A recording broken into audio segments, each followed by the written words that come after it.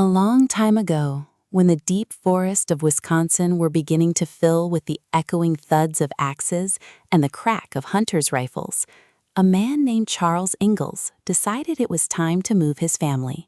Charles, affectionately known as Pa, was a cheerful, restless man with a long brown beard, a protective demeanor, and a deep love for wild, open spaces.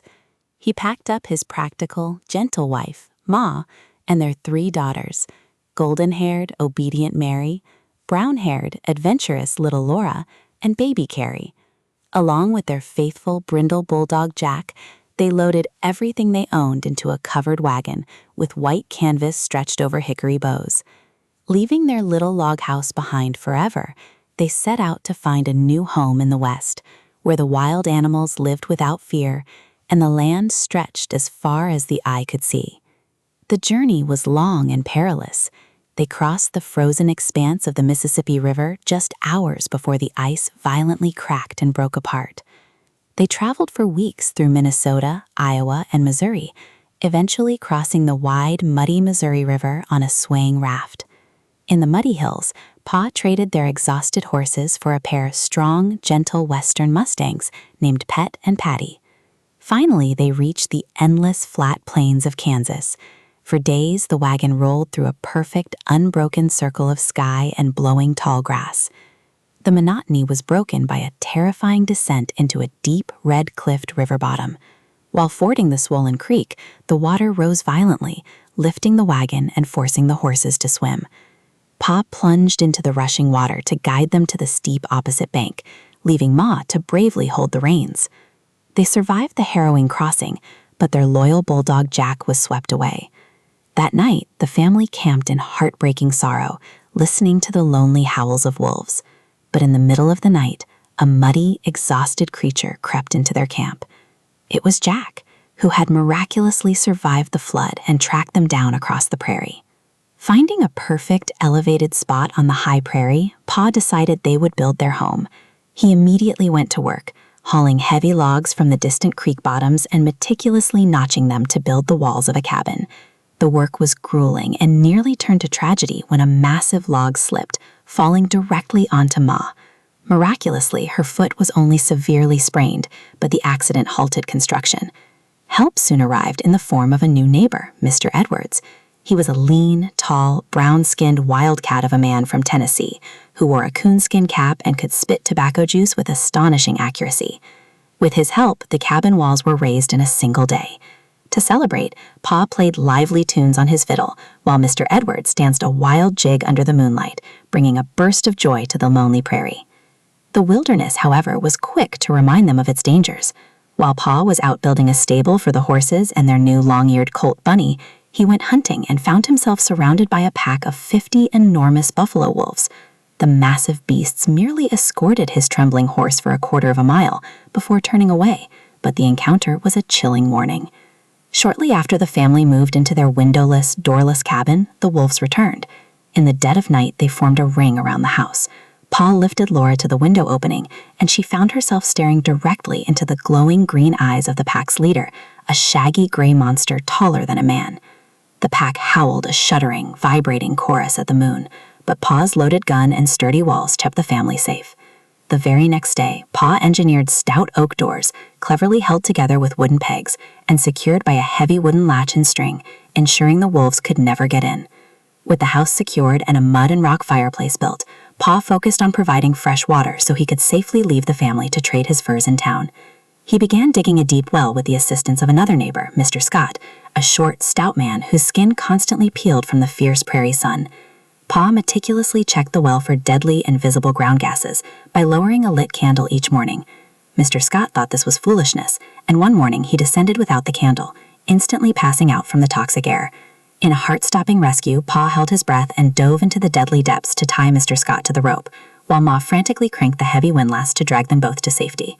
The prairie was not just full of danger, it was also a highway for the expanding nation. Soon, the mournful lowing of cattle filled the air as leather-clad, sun-baked cowboys drove massive herds of Texas longhorns past the farm. Pa assisted the cowboys in keeping the herd out of the dangerous ravines, and in gratitude they gifted them fresh beef and a wild cow with a little calf. Gaining fresh milk was a luxury, though it required Pa to build a heavy wooden fence just to survive the wild cow's violent kicks during milking. But the late summer heat brought a new, invisible enemy. The entire family was struck down by a devastating bout of malaria, shivering and burning with fever. They were rendered completely helpless until they were discovered by Dr. Tan, a tall, deeply black-skinned and incredibly kind physician who doctored the local Native American tribes. With his bitter medicinal powders and the tireless nursing of Mrs. Scott, the family slowly regained their strength. Autumn brought fierce winds and the terrifying spectacle of a massive prairie fire. The sky turned black with rolling smoke as thousands of birds and rabbits fled in panic before a towering wall of orange flames. Working with desperate speed, Pa plowed a firebreak around the property and set a backfire. The roaring inferno clashed with Pa's defensive fire, swallowing it and sparing the little log house by mere yards. As winter set in, freezing rains flooded the creek, isolating the family and ruining the girls' hopes that Santa Claus would be able to reach them. But on Christmas morning, a freezing, dripping Mr. Edwards burst through the door. He had walked 40 miles to the town of Independence and swam the raging, icy creek with his clothes and a package balanced on his head. He spun a magical tale of meeting Santa Claus in town and delivered unimaginable treasures to Mary and Laura: shining tin cups, peppermint candy, heart-shaped cakes made of pure white sugar, and a shiny new penny for each. It was a staggering display of frontier generosity that made it the happiest Christmas the family had ever known. As spring approached, the underlying tension of the Indian Territory began to surface. The family frequently saw Native Americans riding along the old trail near their house. One was a magnificent, proud Osage chief named Soldat de Shine, who rode a wild black pony without a bridle and wore eagle feathers in his shaved head. Other encounters were less peaceful, with surly warriors entering the cabin to demand food and inspect Pa's furs while Jack the bulldog growled fiercely on his chain. The tension escalated into pure terror when multiple tribes converged in the nearby creek bottoms for their great spring buffalo hunt. For agonizing nights, the throbbing of drums and blood-curdling war cries echoed across the bleak prairie. The family huddled together in the dark, unable to sleep, as Pa stood guard at the window with his rifle, preparing for the worst. The suspense broke when the drumming finally ceased. Pa later learned that the gathered tribes had debated wiping out all the white settlers in the territory. The massacre was only prevented by the noble Soldat de Shine, who stood before the allied tribes and threatened to unleash his Osage warriors upon them if they touched the pioneers. Averted from war, the tribes broke camp. In a breathtaking, endless procession, hundreds of Native Americans, warriors, women, and children rode past the Ingalls' little house, heading west. As the ponies trotted by with babies nestled in hanging baskets, Laura was overwhelmed by a desperate, tearful desire to keep a little Indian baby with coal-black eyes, an emotional outburst that bewildered her parents, but highlighted the profound clash of two entirely different worlds passing each other by. With the tribes gone, a deep peace settled over the vibrant green spring prairie. The family joyfully planted their garden, watching tiny green sprouts push through the tough sod, dreaming of the bountiful harvests to come. But just as they had carved a true home out of the wilderness, devastating news arrived. The United States government had ordered soldiers to evict all white settlers from the Indian Territory. Pa's blue eyes blazed with furious indignation. He refused to wait to be driven away by soldiers at gunpoint like a common outlaw. With a heavy heart, he gave their hard-won cow and calf to Mr. Scott, who stubbornly chose to stay behind.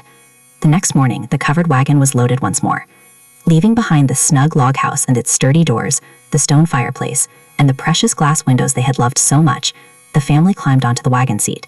Pa gathered the reins, and with Jack trotting beneath the wagon, they drove away. As they crossed the prairie and looked back one last time, a mockingbird sang a final goodbye from the creek bottoms. The little log house sat lonely in the vastness, but the family was together, safe, and moving forward toward the unknown, lulled by the gentle rhythm of the wagon and the comforting, spirited tunes of Pa's fiddle singing out into the endless sky.